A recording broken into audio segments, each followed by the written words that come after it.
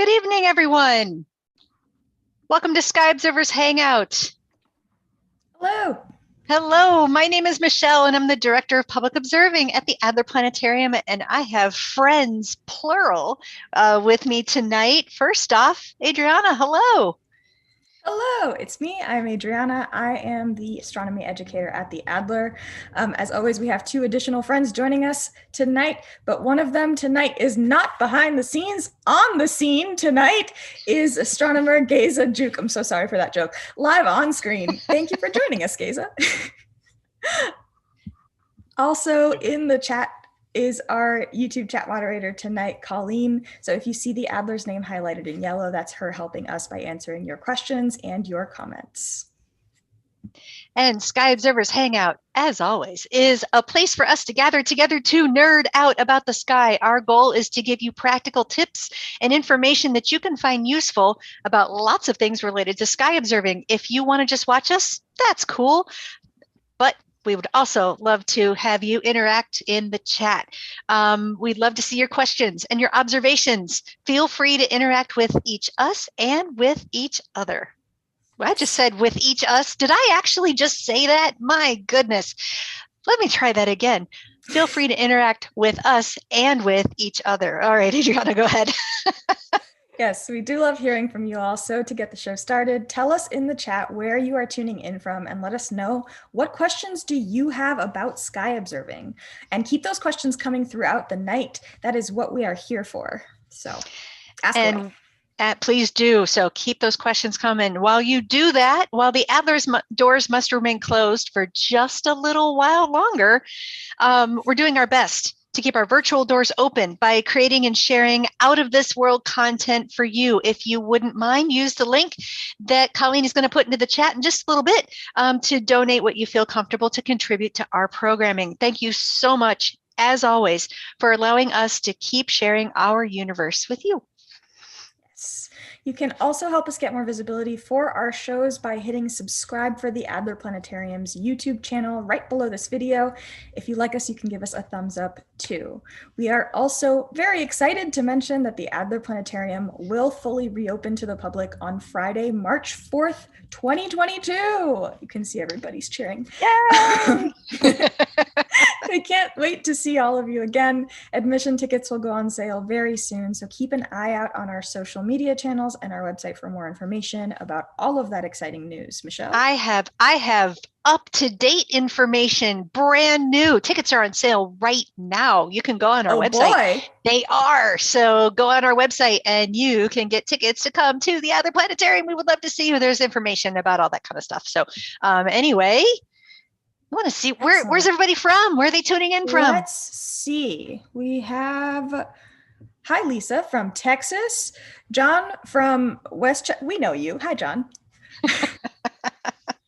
And Tez from Skokie. Bob from Mokina. We also know you. Yes, hello. Excellent. Thank you all for joining us tonight. All right. I don't see any questions yet. Oh, some friends from Chicago too. Hello, welcome. So this show tonight is mostly about your questions. Go ahead and ask them if you've got them. That is what we're here for. We did ask for some questions beforehand too that we're going to talk and go through, but we are prioritizing your questions tonight. So if you have them, let us know. Hi, Angela. Nice to see you again. All right. So I'm not seeing any questions in the chat just yet. Shall we kick it off with some from social media? Yeah, why don't we do that? And folks think of questions throughout, just throw them in the chat. Otherwise, we've got some to keep us busy. We started off with some, so go ahead. We did. So we asked on social media, we made a survey. Some of you did send your questions beforehand. Let's get into those. All right. So, yes, go ahead. Okay, so let's do this. So a question we got in the survey, and we get quite often, is this. How can you stargaze in Chicago? Seems like a crazy place to want to go look at the sky, right? Any tips? Yes, absolutely. So folks are right to believe that stargazing in a light polluted city is a little bit tricky. There's a lot that we don't see here because of bright city lights. But that said, there's still a few ways to stargaze with that constraint. You can get to a slightly darker sky within or near the city. You can look for bright stars and objects, or you can use a telescope or binoculars to collect more light from objects so they're a little bit easier to see. So you've got options. Let's start with slightly darker skies within the city. So I've observed a few shooting stars actually from Chicago's lakefront parks before. Chicago Park District parks tend to be open until 11 p.m., so that gives you plenty of time to get there at night for viewing before they close. Some of the parks also jut out into the lake a little bit, enough to get away from really harsh streetlights and the like. The eastern sky out over the lake is also slightly darker. This doesn't mean that it isn't still light polluted and you'll magically see a whole lot more, but it does make it easier to clearly see stars and planets that are already brighter. And while it's not that far, it's distinctly different from being downtown underneath a lot of bright lighting. So if anything, try to get away from downtown and stay away from places with a lot of bright lighting directly overhead or nearby. If there's a bright street light or a building light near you, put it at your back or behind a tree or a building if you can. Now, the Chicago area has a space that's designated by the International Dark Sky Association as an urban night sky place. This is the Pelos Preserves. I'm going to bring up a map showing where the Pelos Preserves are. So give me just a second to do that. There we go. So the Pelos Preserves is the largest urban night sky place in the world. The entire environment in that area is night sky friendly, limited use of artificial light overall, and what is used is good to help keep that region darker at night. If you're looking for a place near Chicago to observe, that's a great one. If you want to go there at night, look for nighttime events scheduled by the Forest Preserve District of Cook County. The preserves currently close at sunset, so look for nighttime astronomy events publicized on their website, and they do have them from time to time. And Colleen's going to put a link in the chat where you can get more information about those events. And just as a side note, I've been to the Pelos Preserves. Beautiful. If you've never been there, it is I would say hidden gem, but it's enormous. The place is big.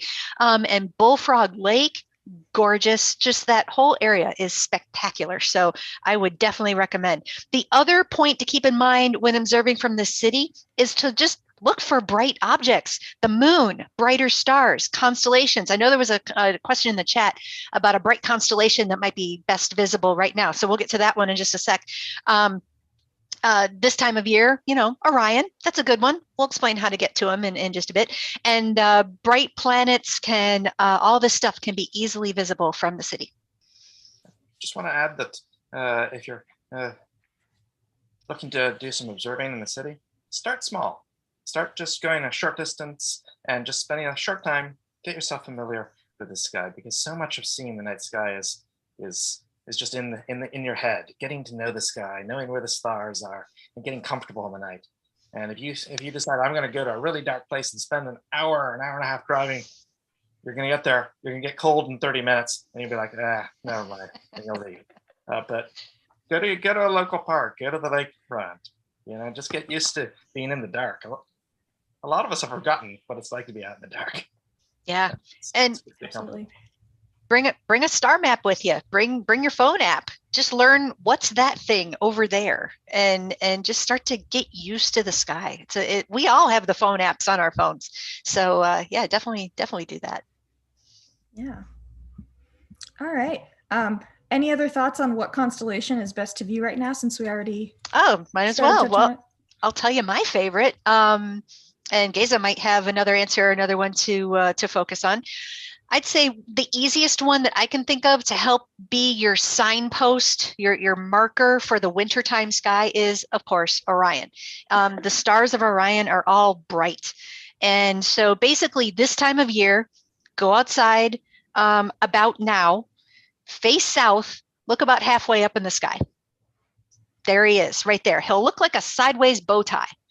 And so you'll see 3 stars at an angle. That's the belt of Orion. You'll see 2 stars up above, 2 stars down below. Those are his shoulders and his knees. And just get used to that one. Just find that and repeatedly find that. And then maybe you might want to move on to another one. Geza, do you have a favorite wintertime observing tip or story or something you like to look at?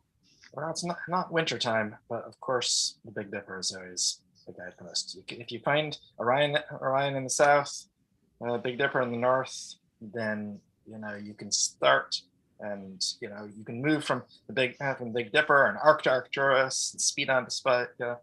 You can use Orion to look at the winter G with Capella and Sirius and Procyon, and suddenly you have half the sky is familiar. Yeah, I tell people a lot, winter is one of the best times to go out. It's cold, but it's one of the best times to go out because you have some of the brightest stars in the nighttime sky all year long in the winter. So that's a great time to go out and layer up, but and get your feet up off the ground, bring a chair. But if you do those tips, you can stay out for a little while and learn some new stuff. You sure can. All right.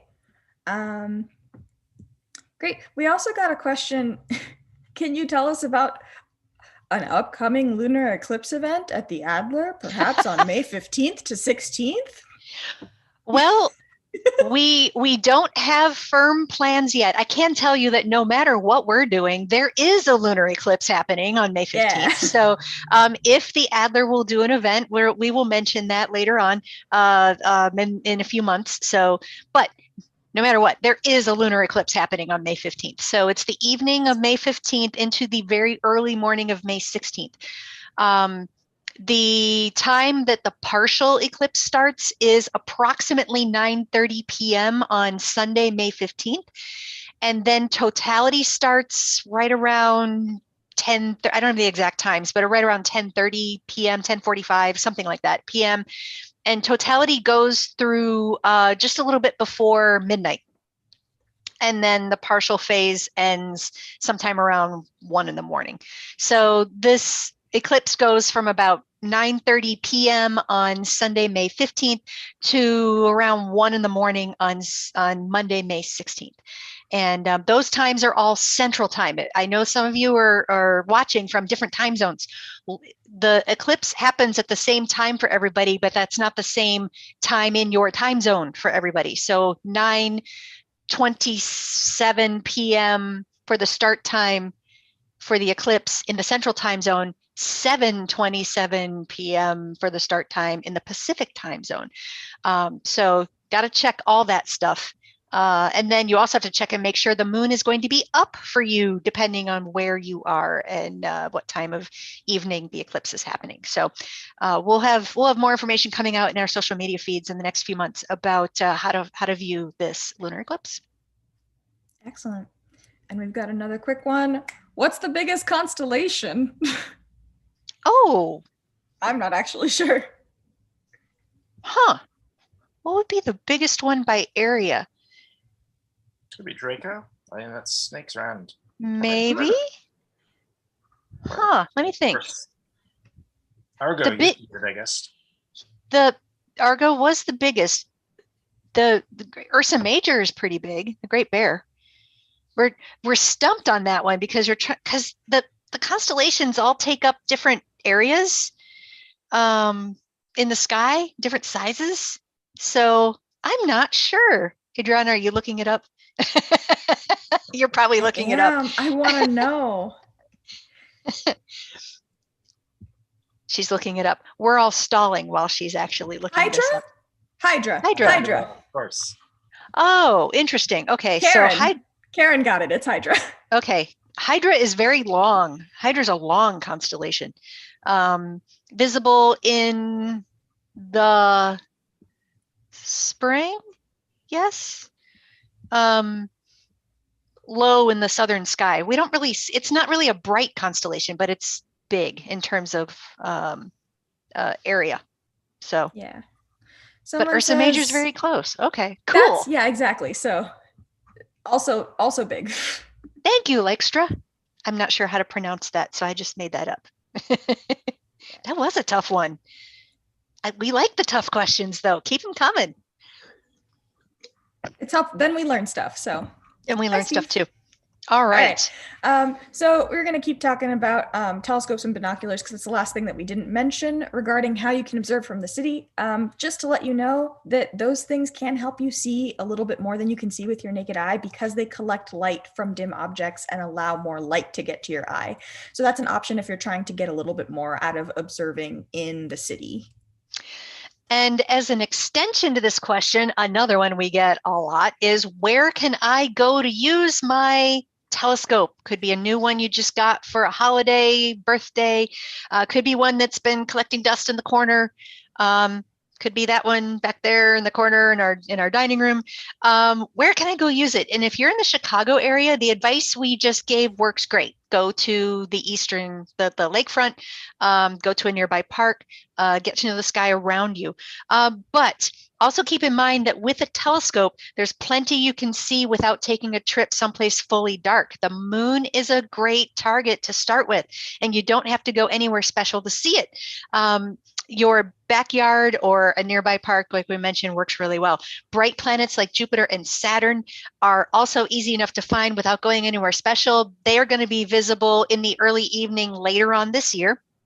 So they are really near the sun in the sky, in the same direction of the sky as the sun right now. So pretty hard to see both of those, but they'll be visible in the early evening later in the year. You just have to know when the planets are up to know when to go take a look. So I'm going to show you another place where you can go that is another dark sky location and a darker sky location. Give me just a second. All right, that's going to come up. If you're really intent on getting away from the city to see more with your telescope, after you get started with your telescope, so get used to it, then take it somewhere, Middle Fork River Forest Preserve in Champaign County, Illinois is the first international dark sky park designated in Illinois. So that might be a fun first telescope trip out of the city.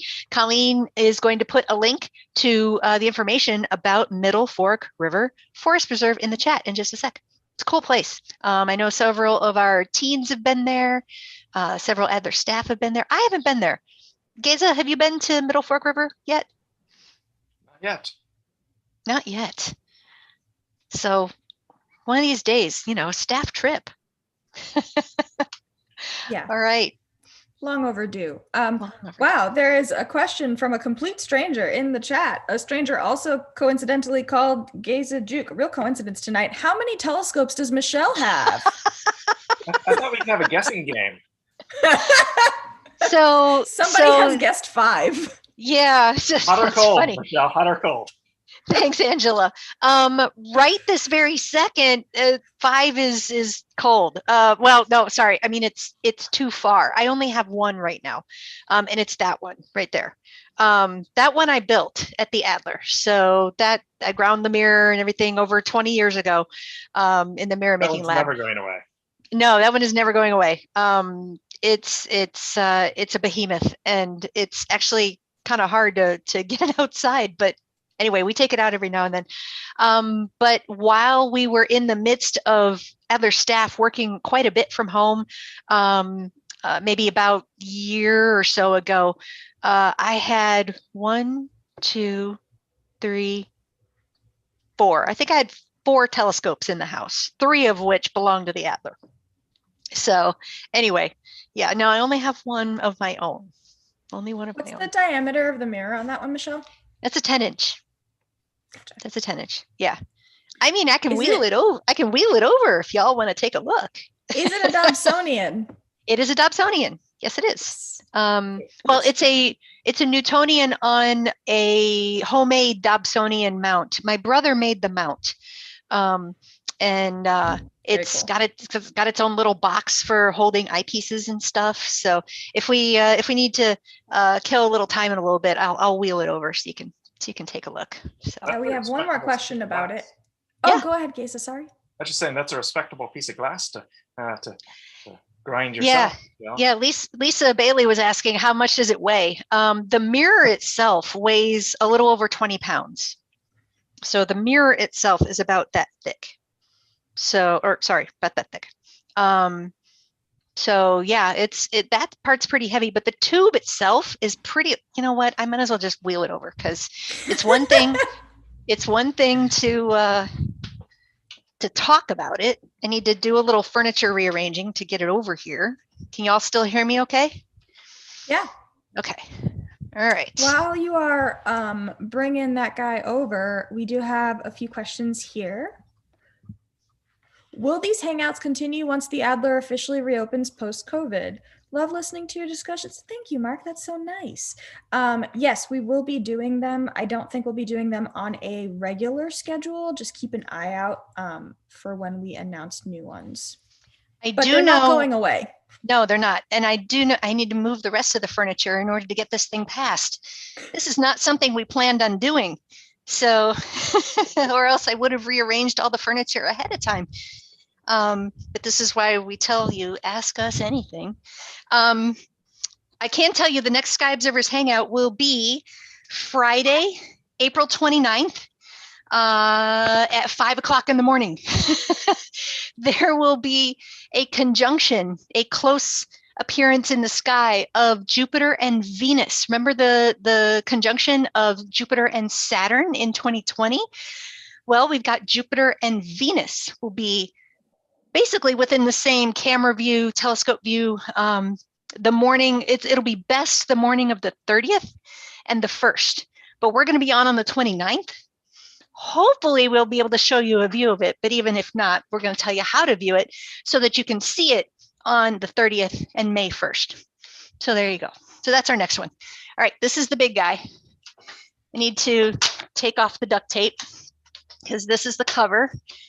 And just a second, there we go. All right, so here's the cover. And it's got a hole in case I wanted to put a solar filter here so that I don't have to have a 10-inch wide solar filter. And then I need to take off the little block right here. And then it tips and it turns.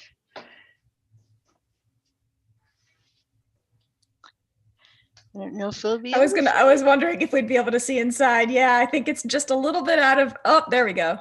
So you can see the mirror at the back. There you go. Now you can see my screen, which is kind of weird. And it makes all sorts of weird noises. But the little case for holding eyepieces is right here.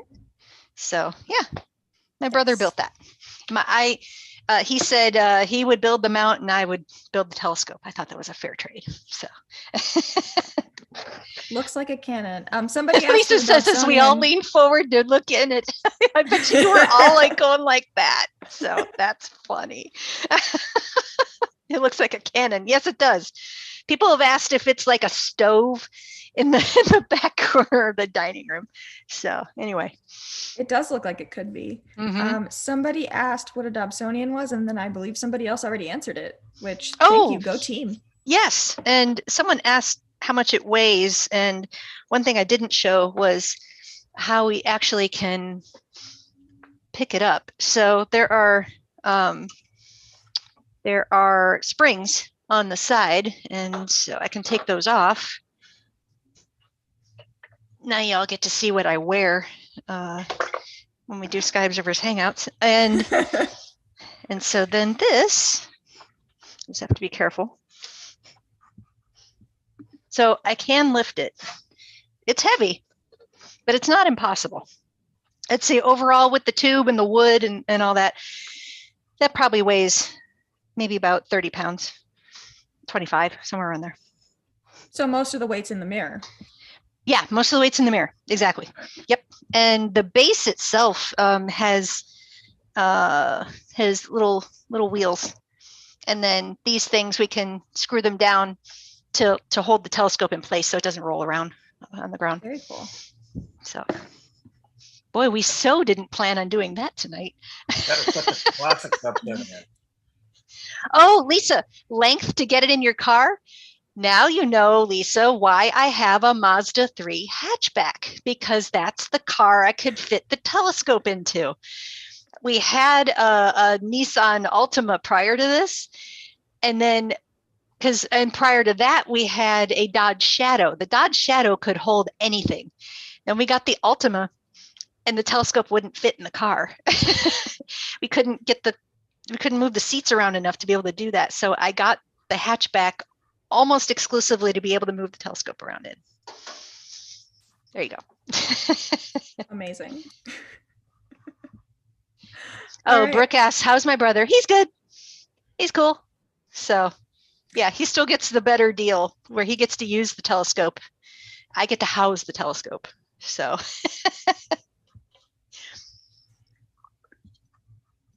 all right. Somebody asks again how wide the telescope is. The mirror is 10 inches in diameter. Mirror's 10 inches in diameter, so the metal tube is just slightly wider than that. So it just needs to be wide enough to fit the mirror and the holder that the mirror sits in. So there's a whole mirror cell. I think you can see it. Give me just a second. Ooh, wait, hang on. There. Oh yeah. That's the back of the glass right here. Very and cool. So here's the mirror cell right here. And basically the important part is just getting everything centered and aligned. And anyone who ground a mirror at the Adler Planetarium anytime prior to about the year 2000 or about the year 99, that handwriting right there, that is Jim Sievers' handwriting. So he was our mirror making lab guru. So I believe that's his handwriting on my mirror still. So we've got 2 more questions about the telescope. Do you mount a camera onto it ever? This one, no. Well, the only thing I could do is if I had the a holder to put a cell phone camera into. We could do that. But it isn't motorized. So any wiggling at all, or anything would move out of the field of view pretty quickly. And then it's kind of hard to motorize this telescope. It'd be expensive to do. So we just point and move it, but we could put a cell phone camera holder in it and use that. Great. And then how long did it take to make the mirror? It took, oh gosh, it was a few months, but it was a few hours a week, on and off for like 2 or 3 months, something like that. There's a lot of grinding of the glass, back, forth, turn, back, forth, just over and over and over and over. So yeah. What somebody was asking about the balance of the telescope, there's nothing holding this in right now. It's pretty well balanced on its own. It's a little bit off. You can see it's moving down just a bit. It's a little bit off. But the springs on the side help keep it in one direction. I just took those off for now. So I usually leave those on. Yeah. Did you make the mirror cell or buy it? Bought it. Oh yeah. I'm not that handy with metalworking. Woodworking? Maybe, but metalworking, no. No, this is definitely, but it's all off the shelf stuff. So yeah. And then how long did it take to build? I assume, Brooke, that you mean the whole thing altogether, not just the mirror. Right? My brother put the mount together fairly quickly. He came up with the design himself.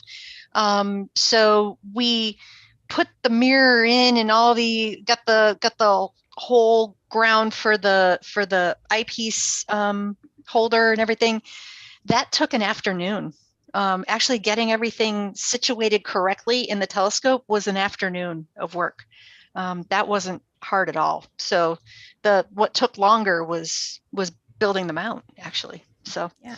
And April asked, did you have to do calculations and measurements to grind the mirror? Yes, and it was not only that, it was a lot of testing. So there's a testing rig that you put the mirror into over and over and over. So you grind it. It doesn't have any reflective anything on it yet. It's just pure glass. And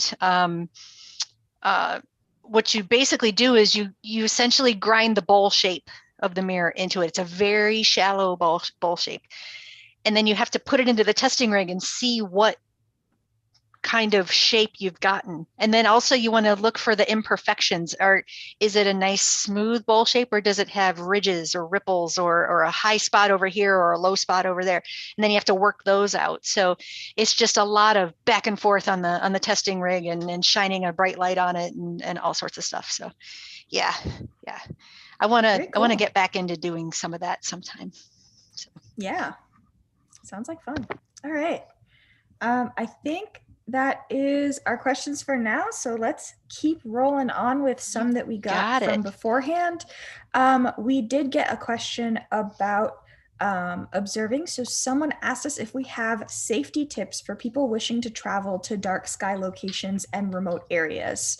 I know that this isn't a revolutionary idea by any means, but my primary tip is to make sure that you're not going alone. It is great for safety to have somebody else there. And it's also just great to have somebody to be able to share the sky with. Yeah, for sure. And I would add telling someone else that where you're going. So if you and another person are going someplace, tell a third person where you're going, what time you're leaving, what time you're expected back. Take a cell phone charger with you. Take a flashlight. Take extra batteries for your flashlight. Top off the gas in your car before you go.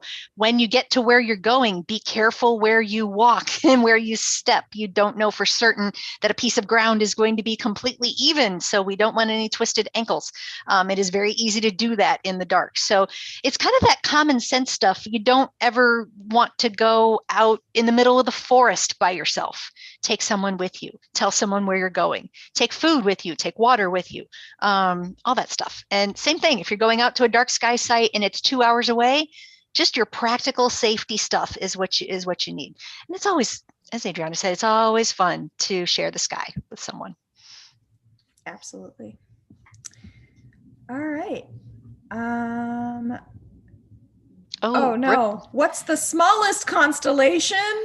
I'm gonna guess it's one of two. Someone will have to look it up. If Karen's still on, she can look it up. I'm gonna guess it's either Delphinus, the dolphin, or Sagitta, the arrow. I'm gonna guess it's one of those two.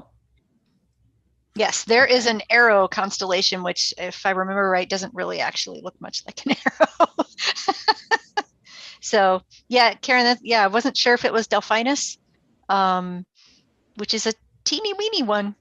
So yeah, it could be Sagitta. So someone will need to look that up for us. Apparently it's Crux. It's really? Oh, Canis Minor? Really? No. Crux. Crux? Crux. Huh. Well, you've stumped us all. Must be it. Crux. Huh. April. Oh, geez. I got the third largest and the third smallest. So bronze medal for me, I guess. Wait, did Delphinus not even rank? It's so small. It's tiny. Wow. It's so small we didn't even know. Yeah. Huh. Anyway. Wild. Well, we got, Karen's just shocked. Actually, so are we. All right. We had questions about meteor showers. Do we want to tell folks a little bit about that? Let's get into it. The question was, when's the best time to see meteor showers? Not February. I can tell you if that's for sure. But it is a really good question. The three most prolific meteor showers are the Geminids, which peak right around December 14th, the Quadrantids, which peak around January 3rd, and the Perseids, which peak around August 12th. And if you're talking about the time of night specifically, the best time of night is usually when the radiant point of the meteor shower is at its highest point in the sky. We can talk a little bit more about the term I just used. I don't want to drop you a term and not explain it. So if you map out the trails of meteors in the sky, meteor showers, they all appear to come back to one point in the sky, and that's called the radiant point. Let me show you a quick illustration of what this looks like. So what's going to come up on your screen is an image, a an artist's representation of the Perseid meteor shower, and the meteors appear to radiate from the head of the constellation Perseus. And for the Geminids, the radiant point is the constellation Gemini. For the Quadrantids, it's the former constellation known as Quadrans Muralis, which was between the constellations of Boötes and Draco. You can use Stellarium, which is stellarium-web.org, to figure out when the corresponding constellation is highest in the sky for each. A decent rule of thumb for most meteor showers is go out after midnight till about 3, 4 o'clock in the morning, something like that. So look for those peak dates, go out after midnight. That's when that point where the constellation, or the meteors appear to radiate from, is going to be highest wherever you're viewing from. You will also want to pay attention to when the moon is out in these situations. If the phase of the moon is close to full, sleep in. Maybe don't try it. The bright moon will wash out all but the brightest meteors, meaning that you may see a few or you may see none. Maybe not worth getting out of bed for at midnight to 4 a.m. And also keep in mind that meteor showers happen every year, and sometimes conditions just will not be great that year. There's more coming, don't worry. So if the moon's light washes out meteors this year, just wait until next year. We did have one question here in the chat regarding what we're talking about, which is what was the best meteor shower? Geza, what was the best meteor shower you've ever seen? Where were you? Oh, I think that's going to have to be a meteor shower that I saw when I was in Kuwait. Very clear, dark skies. I think it was probably the Perseids. About what year was that? Oh gosh. Well, that would be in the 70s. Okay. Late 70s. Yep. I hear there were some good showers in 66 and 33. I wasn't around for those. I'm waiting for another good one like that. Yeah, those would be the Leonids. The Leonid meteor storm happens every 32, 33 years. The last really good one was about 20-ish years ago. The next 10 more years. No, well, I hate to say it. The next two are expected to be duds. So the next good Leonid meteor storm probably won't be till about 2099, somewhere around there. So that's yeah, unfair. I never stood a chance. Unfair. Okay. Brooke actually said no, the biggest. So not the best. We've edited to the biggest. Probably double check the year.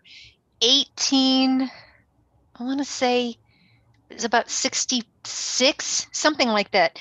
There was a Leonid meteor storm that was so prolific that people painted it and they told stories about it.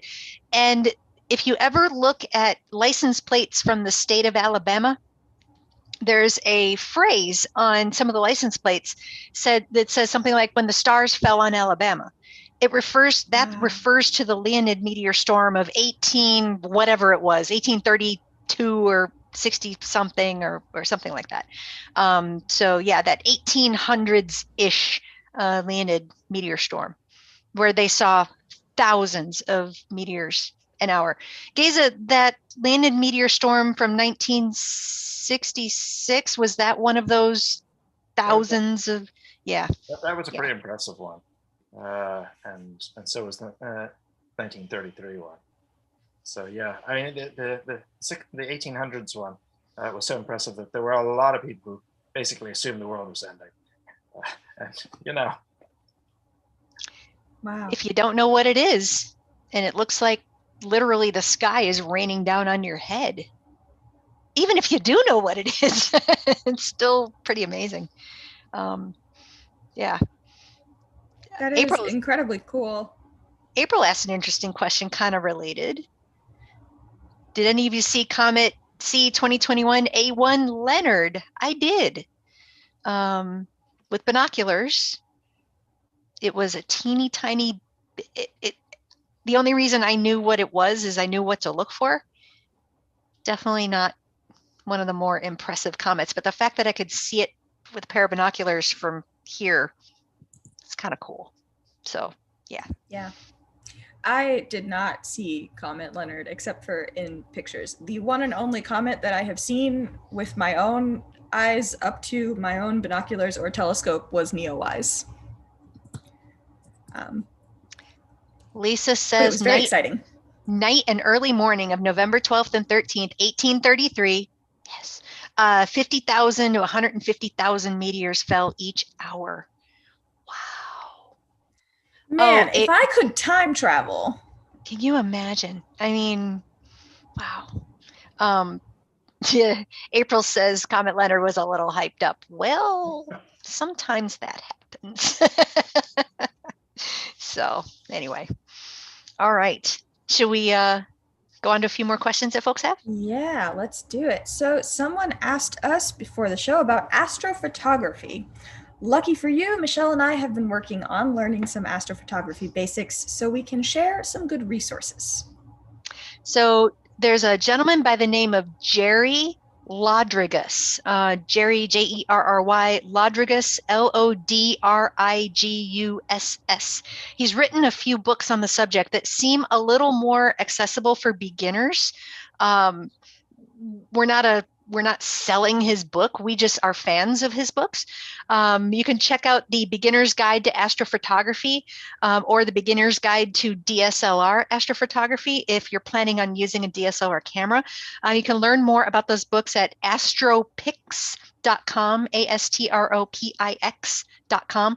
Colleen can put that link in the chat as well. Again, we're not selling it. Adriana and I are using those books, so we're learning a lot. They're really good, and they're downloaded books. You get them from Jerry's website. So yeah. And I do want to say, I know that getting sent to a book is maybe not what folks were expecting in asking this question, but you should know astrophotography is a really broad topic with a lot of components, from taking the images all the way to processing them afterwards. So it's not a quick and easy question that we can just answer on the show in a couple of minutes. And it's also not a quick process to learn. So because of that, we're sending you to a book because that's, we think, the best way to learn. That's how we're learning it ourselves. Okay. In the post-pandemic era, you might also try getting in touch with an astronomy club. There are folks in Chicago who are pretty good at this. Some of them who may be on the chat right now. And very true. You know, just chat, ask questions, share your images, and say, anybody know anything? So always good to make it a social activity.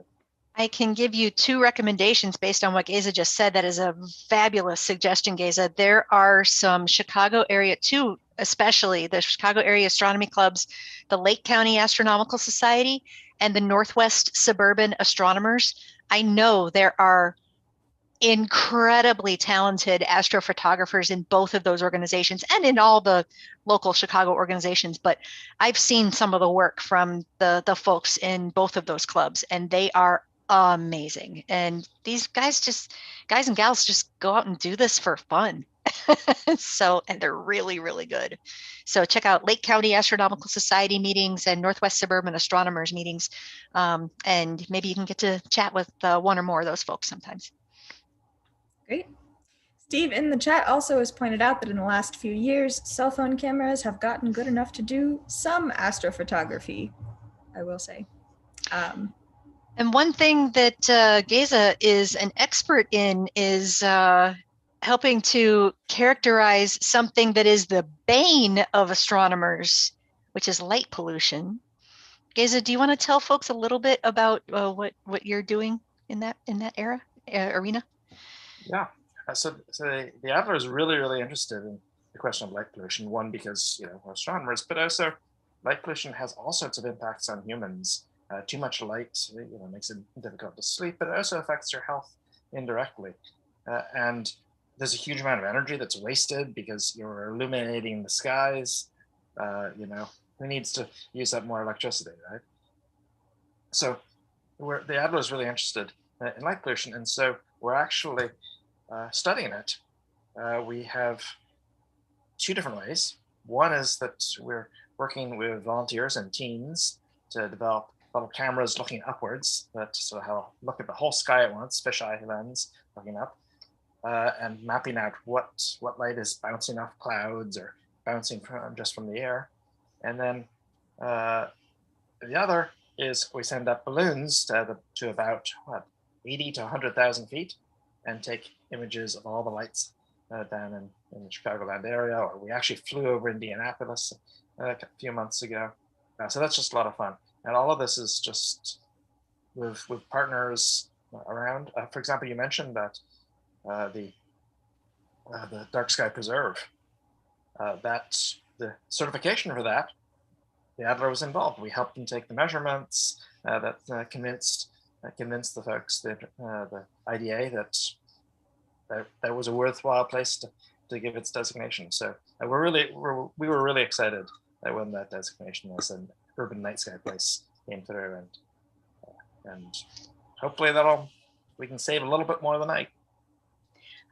Colleen, can you put the link to the Cook County Forest Preserve astronomy events in the chat for folks if they happen to tune in a little bit late? Just to give you a sense, if you're getting excited about going out to observe the sky, then going somewhere in kind of the close by Chicagoland area would be a lot of fun. So Colleen will put that in the chat in just a little bit. All right. I think we're getting close to wrapping up here. Last few questions, folks. We've got a little bit of time. Go ahead. I see one question here that we missed. Just got a beginner's telescope, Orion 4.5 Astroblast reflector tabletop. Don't know where to begin. It's assembled. Great job. Yay. Okay.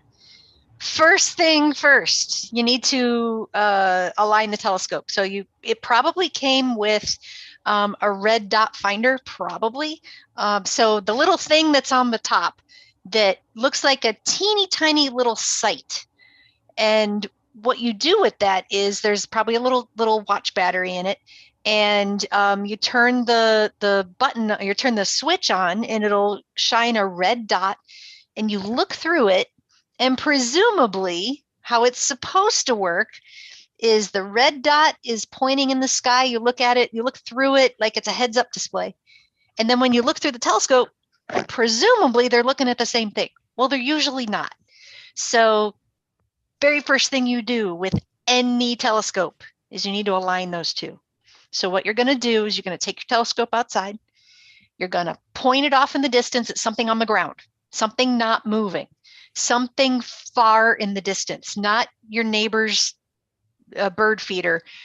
You want to go for like a street light half a mile away or something as far away that you can identify, but isn't moving. Just make it a little easier.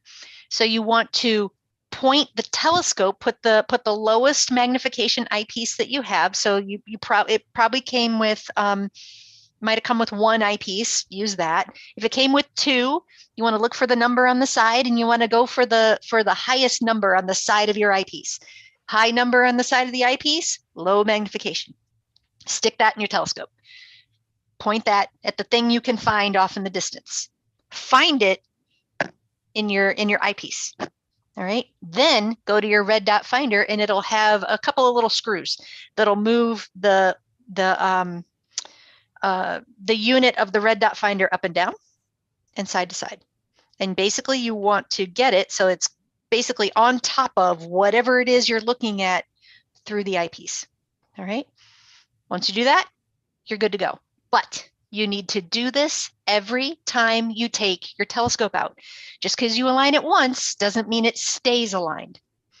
So you need to just get into the habit of doing that every time. Number two thing, it's cold out. Put your telescope out about half an hour before you plan to use it, because if it's in your nice warm house, you want to put it outside so it doesn't completely fog up and freeze up when you go to use it. Just get it acclimated. Then do your alignment, and then away you go. Yeah, I'm going to add one more very short comment, which is, have you considered starting with the moon? Here's why. It's big. That's it. It's a larger target. It is bright. It is easier to find. It is probably the first thing that I found through a telescope. I started with the sun, but don't do that unless you have a solar filter that attaches to the not to the eyepiece of your telescope, but to the point where the light comes in. But start with something easy so that you can get acclimated and learn how to find stuff. Yep. Everything in the sky is going to move just as quickly. You will have to rearrange. That telescope doesn't come with like something that's going to track.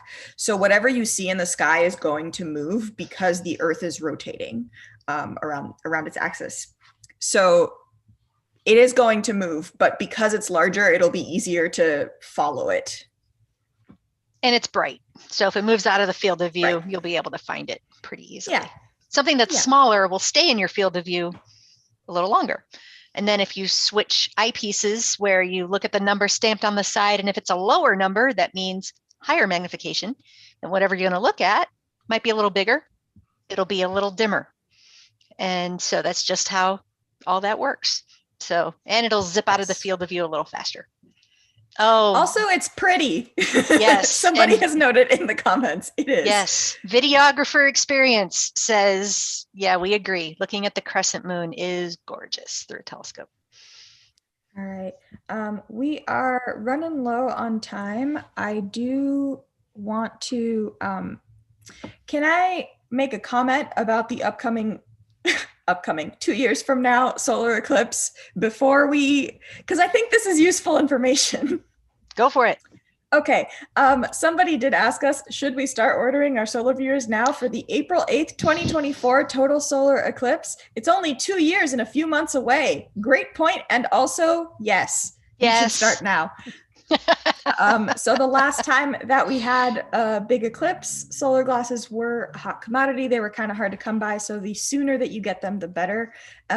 We do have some quick tips for making sure that you get glasses that are not counterfeited. Yes. So the key point is to buy the solar viewers or glasses directly from the manufacturer from their own website. So don't go to any third-party suppliers. 3 companies recommended by the American Astronomical Society are Rainbow Symphony, American Paper Optics, and Thousand Oaks Optical. There are also others, so please go to the AAS, American Astronomical Society website for a complete list. Colleen is going to go ahead and post that link in the chat.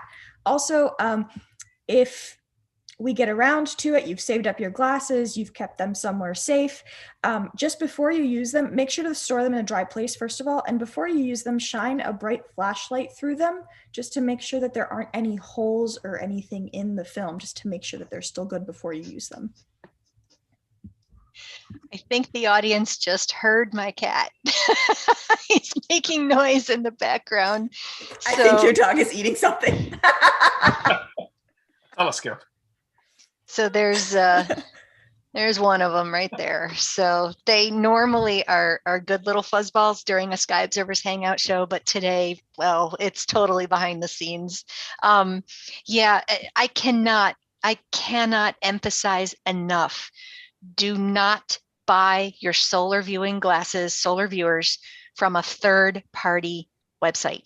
Go directly to the site, go directly to the list of the American Astronomical Society. They have vetted them. They have tested those solar viewers and glasses.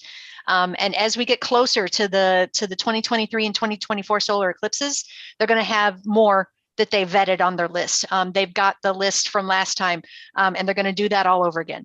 So please use their list. Even if the glasses manufacturers sell on a third-party site, it doesn't necessarily mean that it's actually them selling it, unfortunately. The glasses were counterfeited. The logos of the companies were counterfeited. The certification of safety was counterfeited. It all was counterfeited. And so just go directly to that vetted list and get them directly from the manufacturer. Get them now, keep them safe. And I would suggest get a few extra, because when the eclipse comes around, you'll be a very popular person. Absolutely. Everyone's gonna love you. Yes, Videographer Experience says fried retina is a bad day indeed. Yeah, luckily for the last eclipse, the number of cases of eye damage was quite low. Of the literally several hundred million people who saw that eclipse in some way.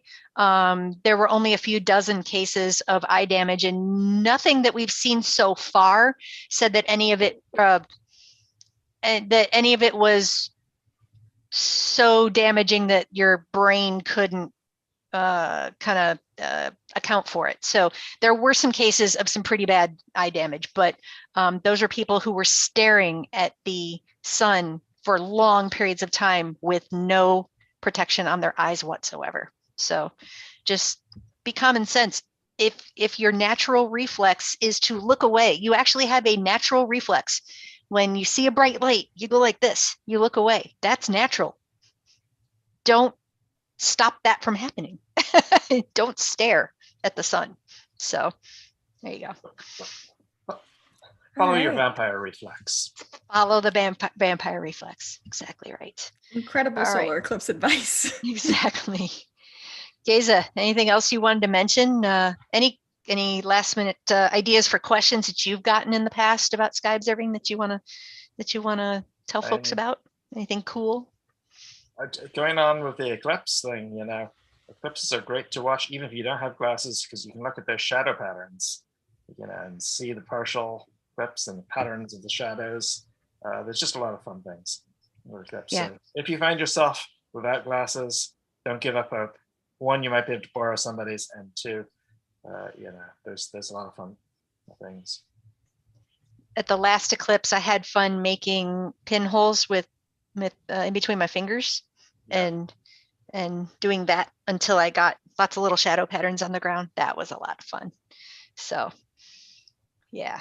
Oh, videographer experience says, I saw the last total eclipse. The experience was far more emotionally moving than I expected. Seeing the tendrils in the solar corona, it was truly majestic. Looking forward to the next totality. The one thing you'll hear from people who say they've seen one total solar eclipse is, when's the next one? So yeah. All right.